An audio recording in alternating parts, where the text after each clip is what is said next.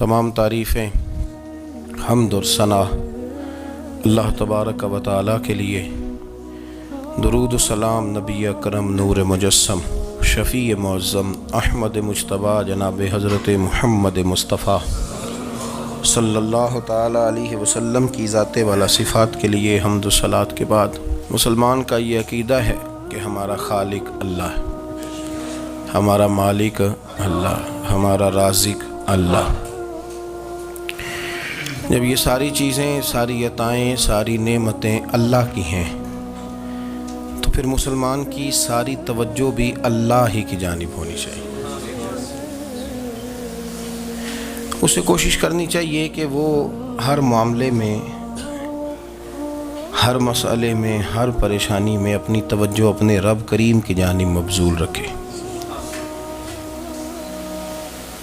इंसान जब अपने इल्म पर भरोसा करने लगता है या अपनी अक़ल पर भरोसा करने लगता है या अपने ताल्लुकात पर भरोसा करने लगता है या अपनी दौलत पर, माल पर, सेहत पर, तो एक बहुत बड़े धोखे का शिकार हो जाता है। और इंसान जब इंसानों पर भरोसा करने लगता है तो फिर अल्लाह ताला उसे बाज़ौक़ात इंसानों के सुपुर्द कर देता है, इंसानों के सुपुर्द। और बहुत सारे ऐसे लोग भी होते हैं जो रब करीम को भूलते हैं और वो अपनी सारी तवज्जो इंसानों की तरफ, दुनिया की तरफ, दुनियादारों की तरफ कर लेते हैं। तो अल्लाह ताला फरमाता है फिर मैं उन्हें ये सज़ा देता हूँ कि वो मुझे भूलने निकले थे तो मैंने उन्हें उनका अपना आप भी भुला दिया, अपना आप भी। सूरह हश्र को देखिएगा, फरमाया वाला तकूनु कल्लज़ीना नसुल्लाह फ़अन्साहुम अनफुसहुम। उन लोगों की तरह न हो जाना जिन्होंने अल्लाह को भुला दिया तो अल्लाह ने फिर उन्हें उनका अपना आप भी भुला दिया। उन्हें अपनी भी होश नहीं रही, वो ऐसे मसाइल में घिर गए, वो ऐसी आजमाइशों में उलझ गए, वो ऐसी दुनियादारी के अंदर उलझे कि उन्हें अपना भी पता न चला। अब तो ढूंढता फिरता हूँ ऐ इकबाल अपने ही आप को, अब तो ढूंढता फिरता हूँ ऐ इकबाल अपने आप को, आप ही गोया मुसाफिर, आप ही मंजिल हूँ मैं। जब इंसान खुदा फरामोश होता है तो खुद फरामोश हो जाता है। हमारा बड़े ज़माने से तकिया है, कभी अमेरिका पर, कभी यूरोप पर, कभी बरतानिया पर, कभी मालदारों पर, कभी असले वालों पर। उसका नुकसान ये हुआ कि अपना कोई वजूद नहीं रहा, अपना कोई नज़रिया नहीं रहा, अपनी कोई सोच नहीं रही। ऐसे महसूस होता है कि कोई मंशूर नहीं, कोई दस्तूर नहीं, लगाम मुंह में है और उसका सिरा किसी के हाथ में है, वो जिधर चाहता है हमें घुमा लेता है। अल्लाह फरमाते हैं यूँ ना हो जाना कि तुम रब को भुला दो और फिर तुम्हें अपना आप भी भूल जाए। औलाइका हुमुल फासिकून, फरमाया ये वो लोग हैं जो नाफरमान है अल्लाह के, ये नाफरमान है। जब ये नज़रिया बन गया, जब ये जहन बन गया कि पैदा अल्लाह ने किया है, देना अल्लाह ने है, अता करने वाला अल्लाह है, नवाजने वाला अल्लाह है, तो फिर सारी तवज्जो दुनियादारों की तरफ रखना, मैं अल्लाह वालों की तरफ तवज्जो रखने का कायल हूँ, मैं वो समझता हूँ, हम उस चीज़ के कायल हैं। लेकिन वो भी कोई आस्ताना है कि जहाँ हक मुर्शद का नारा तो बड़ा लगे पर रब का नाम ही ना सुनने को मिले। ये भी कोई बात हुई कि जहाँ ये तो नारा ज़ोर से लगे कि जीवे जीवे मुर्शद जीवे, लेकिन इस्तिग़फ़ार का दर्स ही ना मिले। जहाँ हर वक्त ये बताया जाए कि यहाँ आ गए तो बच गए, कैसे बचेंगे? मेरे रसूल पाक अलैहिस्सलाम का दरवाज़ा सबसे बड़ा दरवाज़ा है, हुजूर का दरवाज़ा सबसे बड़ा दरवाज़ा है। लेकिन मेरे दोस्तों याद रखना, नबी पाक अलैहिस्सलाम ने भी लोगों को जब रास्ता दिखाया है तो रब करीम का रास्ता दिखाया है, अल्लाह का रास्ता दिखाया, अल्लाह करीम का रास्ता दिखाया, लोगों को रब की तरफ तवज्जो कराई। मेरे रसूल करीम सैयद आलम सल्लल्लाहु ताला अलैहि वसल्लम ने लोगों की अल्लाह की जानिब तवज्जो कराई और लोगों से ये कहा कि वो अपने रब करीम की जानिब अपना जहन रखें, अपनी तवज्जो अपने अल्लाह की जानिब मबजूल करें। मेरी बात को अच्छे तरीके से समझिएगा। इल्म अल्लाह तबारक व तआला अता करता है, تو اسے اللہ کی عطا ہی سمجھنا چاہیے۔ کچھ لوگوں کے پاس علم ہوتا ہے پر علم نافع نہیں ہوتا، وہ ٹامک ٹونجا مارتے رہتے ہیں ساری زندگی۔ علم کو اللہ کی عطا سمجھیں، اپنی عقل پر اپنے شعور پر زیادہ بھروسہ نہ سمجھیں، نظر اللہ پہ رکھیں۔ حضرت مولا علی شیر خدا کرم اللہ تعالی وجہہ الکریم سے کسی نے پوچھا تھا بڑا عالم کون ہوتا ہے؟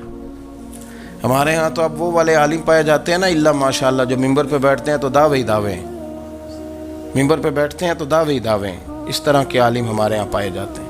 وہ ہر بات میں دعویٰ کرتے ہیں، میں یہ کر دوں گا، میں وہ کر دوں گا۔ یہ مزاج علماء کا نہیں۔ حضرت علی المرتضیٰ سے کسی نے پوچھا بڑا عالم کون ہوتا ہے؟ فرمایا بڑا عالم وہ ہوتا ہے کہ جسے مسئلے کا پتہ نہ ہو تو وہ کہہ دے مجھے نہیں پتہ، میں پتہ کر کے بتاؤں گا، غلط بات بیان نہ کرے۔ امام مالک سے کسی نے کوئی مسئلہ پوچھا تو آپ فرمانے لگے مجھے اس سوال کا جواب نہیں آتا، ہمارے بزرگ سمجھاتے کیا ہیں؟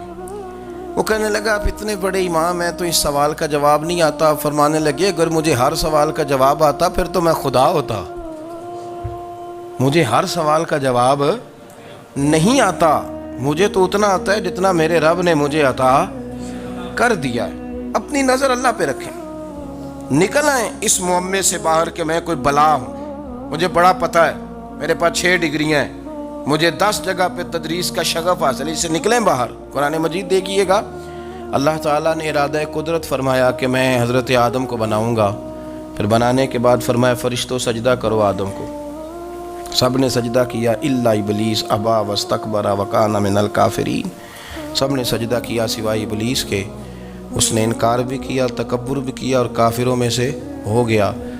تو یہ جب اللہ تعالیٰ نے سجدہ کرایا تو کیسے کرایا؟ اللہ تبارک و تعالیٰ نے نا حضرت آدم کو علم سکھایا خود، وعلم آدم الاسماء کلہا، خود اللہ فرماتے ہیں کہ میں نے جناب آدم علیہ السلام کو تمام اشیاء کے نام سکھائے، سب اشیاء کے نام سکھائے۔ تو وہ چیزیں پھر میں نے نا، اللہ فرماتے ہیں میں نے فرشتوں پہ پیش کی، میں نے کہا کہ بتاؤ ان کے نام کیا ہیں، تو فرشتوں نے جو جواب دیا وہ سمجھنے والا ہے۔ اللہ نے چونکہ خود علم سکھایا تھا حضرت آدم کو، جناب آدم سکھایا تھا، لیکن فرشتوں کو نہیں سکھایا تھا۔ تو اللہ کریم نے فرمایا فرشتوں اب یہ بتاؤ ان چیزوں کے نام کیا ہیں؟ تو فرشتے کیا کہتے ہیں؟ فرشتے عرض کرتے ہیں قالوا سبحانک لا علم لنا۔ آپ کبھی یقین کریں اس چیز کی لذت لیں تو مزہ آ جائے۔ کہا قالوا سبحانک، کہنے لگے تو پاک ہے، قالوا سبحانک، کہنے لگے تو، بھئی آدم علیہ السلام کو نام سکھا لیے، پھر فرشتوں کے سامنے وہ چیزیں پیش کر کے کہا ان چیزوں کے نام بتاؤ، تو فرشتے کیا کہتے ہیں؟ کہتے ہیں قالوا سبحانک، تو پاک ہے، لا علم لنا، ہمارے پاس کوئی علم نہیں، الا ما علمتنا، ہمیں تو اتنا پتہ ہے جتنا تو نے ہمیں سکھا دیا، ہمیں تو اتنا پتہ ہے جتنا تو نے ہمیں، لا علم لنا، ہمارے پاس کوئی علم نہیں ہے، اتنا ہی پتہ ہے جتنا تو نے ہمیں سکھا دیا ہے، اس سے زیادہ ہمارے پاس علم، اور یہ کیوں تو نے ہمیں جتنا سکھایا اتنا پتہ ہے۔ فرشتے یہ نہیں کہتے یا اللہ تو زیادہ سکھا، آدم کو دیا تو ہمیں بھی دے، یہ نہیں فرمایا، فرمایا انک انت العلیم الحکیم، اے اللہ تو علم والا بھی ہے اور حکمت والا بھی ہے، تجھے پتہ ہے کس کو کتنا دینا ہے، جتنا تو نے مناسب سمجھا جناب آدم کو دیا، اور جتنا تو نے بہتر سمجھا وہ تو نے ہمیں عطا فرمایا۔ تو اگر آپ کے پاس علم ہے، کہیں نالج ہے، تو اس کو اللہ کی عطا سمجھیں۔ ہمارے ہاں بہت سارے لوگ بن کے بیٹھ جاتے ہیں، میں اکثر کہتا ہوں کہ پھر وہ دعوے کرتے ہیں میرے علاقے والے جاہل ہیں، میرے شہر والے جاہل ہیں، میرے خاندان والے پڑھے نہیں، یہ آپ کا دعویٰ ہے، یہ آپ کو خراب کر دے گا۔ ہم نے بہت سارے ایسے لوگ دیکھے جو بہت بڑے عالم تھے، لیکن اللہ جب لینے پہ آیا تو عقل ہی لے گیا، شعور ہی چلا گیا، حافظے ختم ہو گئے۔ آپ دیکھتے ہیں بڑھاپے میں کچھ لوگ ایسے ہوتے ہیں کہ جن کو یہ بھی یاد نہیں رہتا کہ میرا نام کیا ہے، میں کہاں ہوں، مجھے کدھر جانا ہے، تو اس وقت سے اللہ کی پناہ مانگیں اور اپنی نظر اپنے رب کریم کی جانب رکھیں، اللہ کی جانب اپنی نظر کو مبذول رکھیں۔ دوسری بات، علم کے بعد ایک چیز آتی ہے جس کا نام ہے ہدایت، جس کا نام ہے تقوی، جس کا نام ہے پرہیزگاری، جس کا نام ہے عمل، عبادت، ریاضت۔ یہ بھی اسی وقت ہی نصیب ہوتی ہے جب میرا رب کریم نصیب فرما دیتا ہے۔ ہم نے نا نیکی کا اپنا اپنا سٹیٹس بنا لیا ہے، اپنا اپنا معیار بنا لیا ہے۔ کچھ لوگ کہتے ہیں کہ جناب مسجد میں سیمٹ کا توڑا دینے سے بہتر ہے کسی غریب کو آٹے کا تھیلا دے دو۔ اب اس نے اپنا مزاج بنا لیا نا نیکی کا، اس نے اپنا سٹیٹس بنا لیا ہے۔ میرا یہ سوال ہے کہ نبی پاک صلی اللہ تعالیٰ علیہ وسلم جب مدینہ شریف آئے تھے تو حضور نے سب سے پہلے غریبوں میں آٹا تقسیم کیا تھا کہ سب سے پہلے مسجد بنائی تھی؟ کیا عجیب لوگوں کا رنگ ہے، اپنی مرضی کی ہدایت، اپنی مرضی کا تقوی، اپنی مرضی کا معیار۔ مسجد کوئی بڑا چھوٹا خطیب بھی میری طرح کا ہو نا تو وہ مسجد میں بیٹھ کے جب نبی پاک کی بات کرتا ہے تو کہتا ہے میرے رسول پاک غریبوں کا سہارا بن کے آئے۔ وہ غریبوں کی بات کرتا ہے، مسکینوں کی، لاچاروں کی، کمزوروں کی بات۔ تو مسجد ہی تو وہ ادارہ ہے جہاں سے غریبوں کی بات ہو رہی۔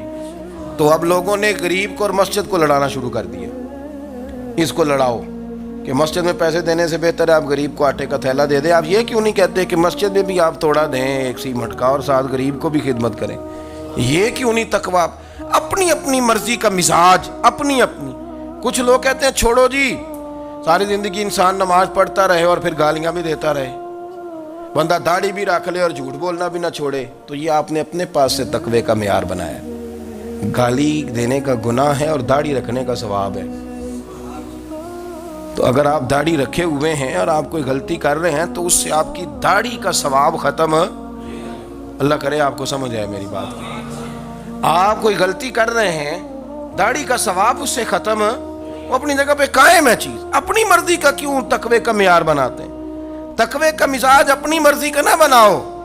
اللہ کی بارگاہ سے دعا مانگو کہ یا اللہ ہمیں ہدایت کا نور عطا فرما، اللہ تو ہمیں رستہ دکھا، تو بتا کہ ہدایت کیا ہے۔ تو رب فرماتا ہے اللہ ولی الذین آمنوا، اللہ مومنوں کا مددگار ہے، یخرجہم من الظلمات الی النور، وہ انہیں اندھیروں سے نکالتا ہے اور نور کی طرف روشنی عطا فرماتا ہے۔ اندھیروں سے نور کی طرف اللہ لاتا ہے۔ اللہ ولی، اللہ مومنوں کا ولی ہے، وہ انہیں اندھیروں سے نور کی طرف نکالتا ہے۔ ہدایت ہمیشہ اللہ کی طرف سے سمجھے۔ جب وہ نماز کی توفیق دیتا ہے تو اپنے فضل سے دیتا ہے، جب وہ ذکر کی توفیق دیتا ہے تو اپنے فضل سے۔ ہم سمجھتے ہو جی فلانا نہیں پڑھ رہا بڑا بیوقوف ہے، فلانا نہیں پڑھ رہا، تو تم کیا اپنی عقل کے زور پہ پڑھ رہا ہے؟ میں جی اللہ کے فضل سے 2 سپارے پڑھتا ہوں، تو کس پہ احسان کرتے تو 2 سپارے پڑھ کے رویا کر، کہا اگر مالک تو بڑا قریب نہیں؟ بڑے لوگ ہیں جن کو پورا قرآن حفظ ہے پر انہیں پڑھنے کی توفیق نہیں، تو انہیں فضل کیا اور مجھے توفیق دے دی ہے پڑھنے۔ رویا کر، پڑھ کے رویا کر، راتی ساری کر زاری، او نیند اکھاں تھی توندے تے فجرے اوہی گناہگار کہاون سب تو نیوے ہوندے۔ مہربانی کریں، ڈریں، نیکی کریں تو پھر ڈریں، پھر احساس پیدا کریں، پھر اپنے اندر وہ کمزوری لائیں، کہیں توبہ توبہ مجھے تو پتہ ہی نہیں، تو جانتا ہی نہیں۔ حضرت سیدنا امام اعظم ابو حنیفہ رحمۃ اللہ تعالی علیہ کے ساتھ ایک شخص کہتا میں نے نماز پڑھی، تو عشاء کی نماز تھی۔ یہ جو لوگ بڑے ہوتے ہیں نا، جن کے پیار کرنے والے بڑے ہوتے ہیں، ان کے گرد خوف بھی بڑا ہی ہوتا ہے، انہیں بڑا ڈر لگتا ہے، بڑی بعض اوقات آزمائش ہوتی ہے ان کی۔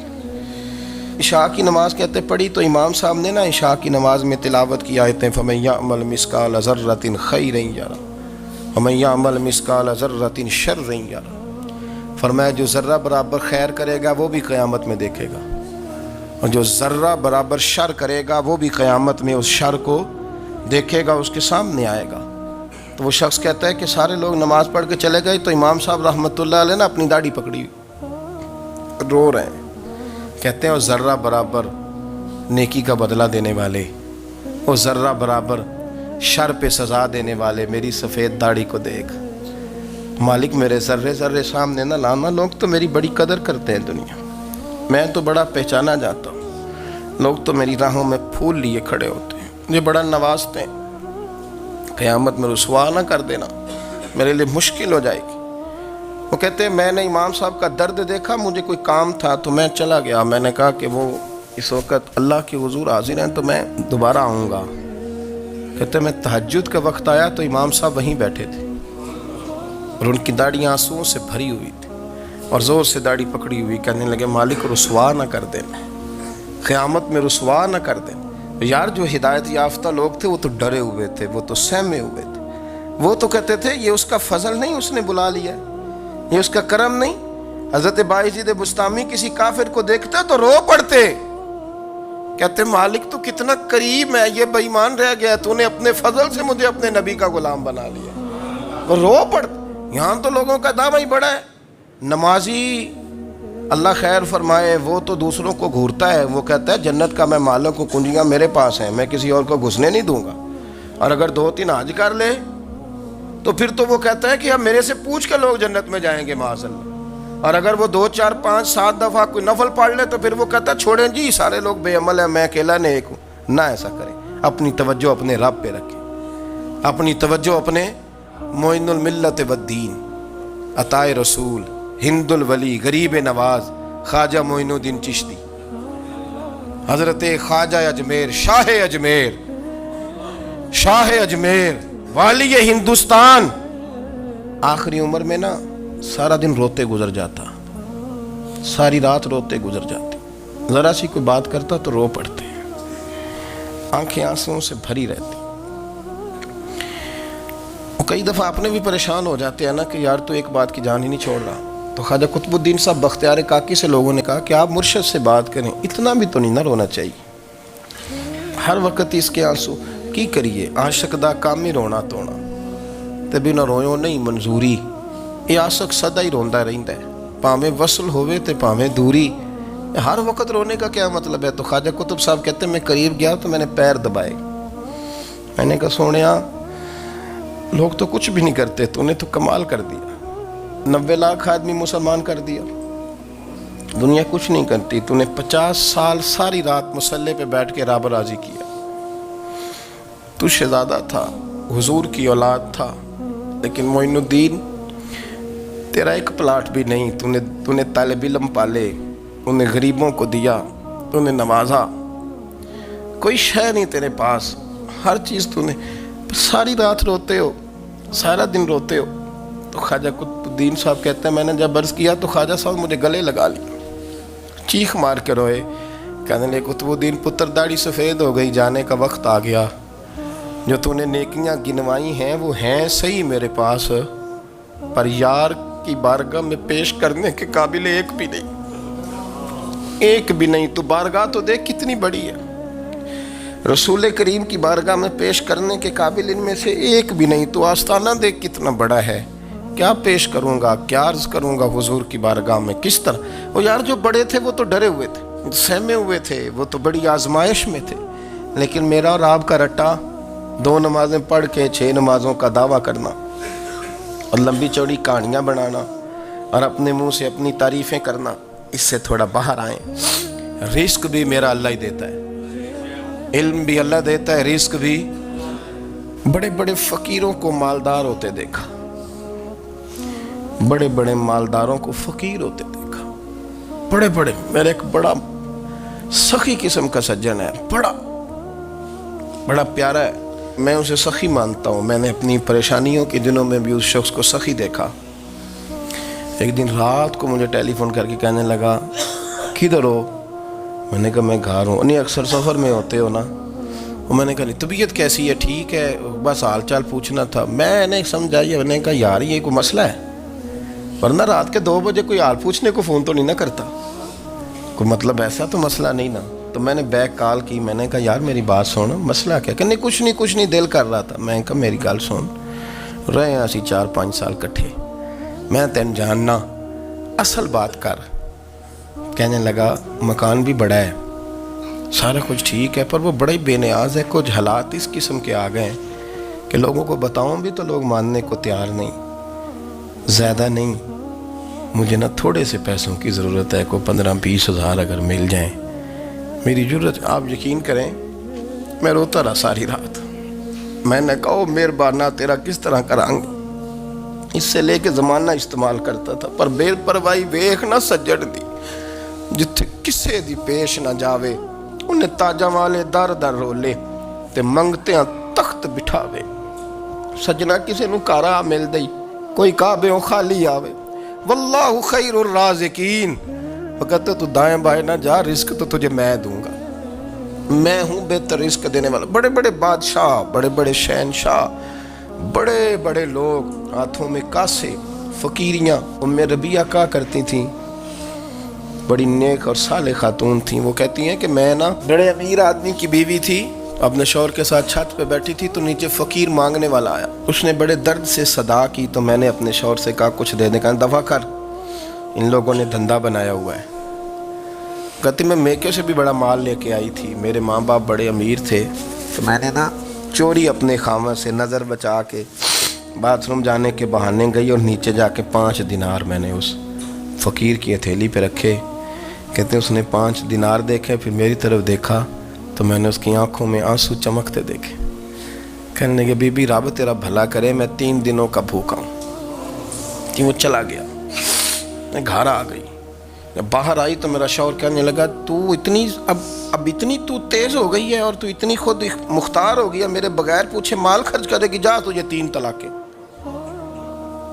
کہتی میں بالدار اور وزادار باپ کی بیٹی تھی، طلاق لے کے گھر آئی تو میرا باپ ٹوٹ گیا، چارپائی پہ چلا گیا. اوہو یہ کیا بن گیا. کہتی بڑی تکلیف رہی.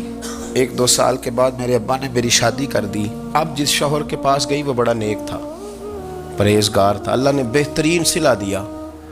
کہتی چھت پہ بیٹھی تھی، دروازے پہ فقیر آیا تو میں نے شوہر سے کہا کچھ دے دوں.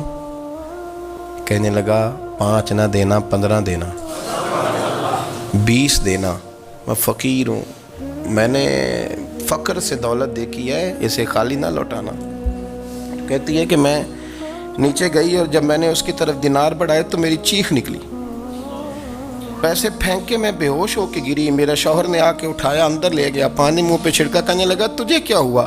کہنے لگی یہ جو مانگنے آیا یہ میرا پہلا شوہر تھا، وہی تھا جو کہتا تھا کہ تو 5 دینار دے آئیے، جا تجھے 3 طلاقیں. پڑھو نا حدیث پاک. میرے نبی پاک علیہ السلام نے فرمایا ایک بندہ گنجا تھا.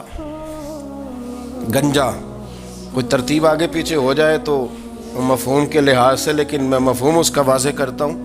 ایک گنجا تھا، کوئی شے نہیں تھی، سر پہ بال بھی نہیں تھے، رویا کرتا تھا. اللہ تعالیٰ نے فرشتے کو بھیجا، تجھے کیا چاہیے. تو کہنے لگا بال آ جائیں اور تھوڑا مال آ جائے. فرشتے نے ہاتھ پھیرا تو بال بھی آ گئے تو بکریاں بھی آ گئیں، لائنیں لگ گئیں، مال ہی مال ہو گئی. دوسرے کے پاس گیا، وہ کوڑا تھا. اس کو جا کے کہا کیا چاہیے. کہنے لگا شفا ہو جائے اور کچھ اللہ تعالیٰ آسانی کر دے. شفا بھی ہو گئی، گائیں بھی دے دی، بھینسیں بھی دے دی، مال ہی مال ہو گئی. پھر ایک کے پاس گیا، وہ اندھا تھا. تجھے کیا چاہیے. اس نے کہا آنکھیں مل جائیں اور کچھ ساتھ اللہ مال دے دے. اونٹ ہی اونٹ ہو گئے. جب بڑا نواز دیا تو پھر مالک نے امتحان لینے کا ارادہ کیا. یاری تیری سونا ہے پر آزمائشاں بھی تیریاں اگ. آزمائشاں تیریاں، صحیح کہہ رہا ہوں، آزمائشاں تیریاں، یاری تیری سونا ہے پر آزمائشاں تیریاں. یہ سونا پرکھیا جامدائی پہلو نہ لگاں دے لگ. اللہ نے فرمایا آزمائش کرو. سب سے پہلے گنجے کے پاس آئے، اسے کہا اللہ کے رستے میں کچھ دیکھنے لگا، میرے خرچے ہی بڑے. دیکھو تو صحیح کتنی مشکل میں وقت گزارتا ہوں، حال ہی کوئی نہیں. تو اس نے کہا میں نے تو سنا ہے تو گنجا اور بھوکا ننگا تھا. کہنے لگا میں تو جدی پشتی رئیس اعظم ہوں، تجھے کس پاگل نے کہا ہے بھاگ جا. اس نے کہا اچھا جیسے تو تھا ویسے ہی ہو جائے. کھیت کھلیان اجڑ گئے، پھر سے گنجا ہو گیا.